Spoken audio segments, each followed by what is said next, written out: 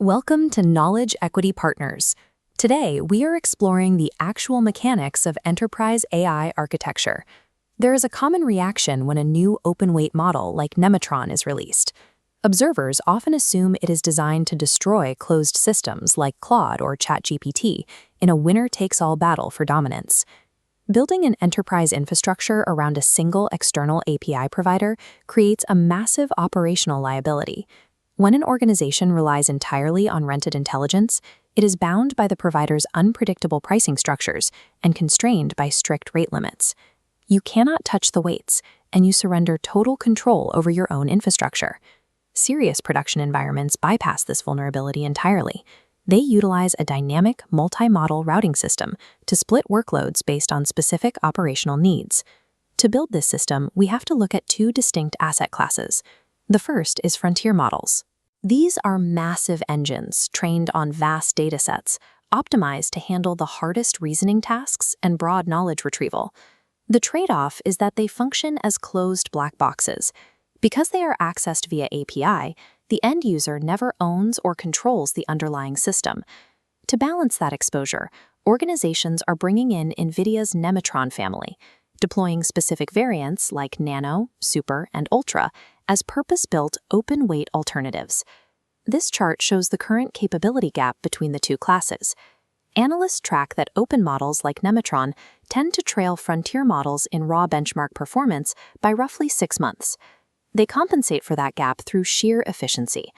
Nematron models are hyper-optimized for high-throughput, self-evolving agentic workflows, where task completion speed matters more than broad encyclopedic knowledge. Because they operate under a permissive license, a business can download the weights, self-host the models on internal GPUs, and fine-tune them directly on proprietary data. Sovereign models do not exist to eliminate API calls to frontier labs.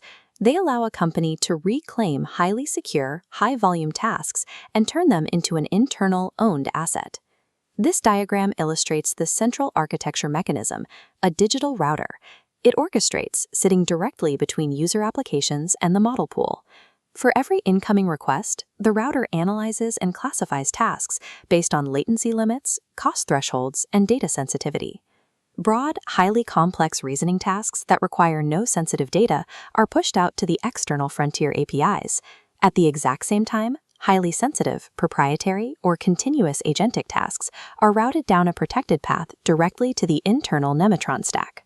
By orchestrating the flow of information through a router, a business turns an exposed, rented utility into a highly efficient, secure corporate engine.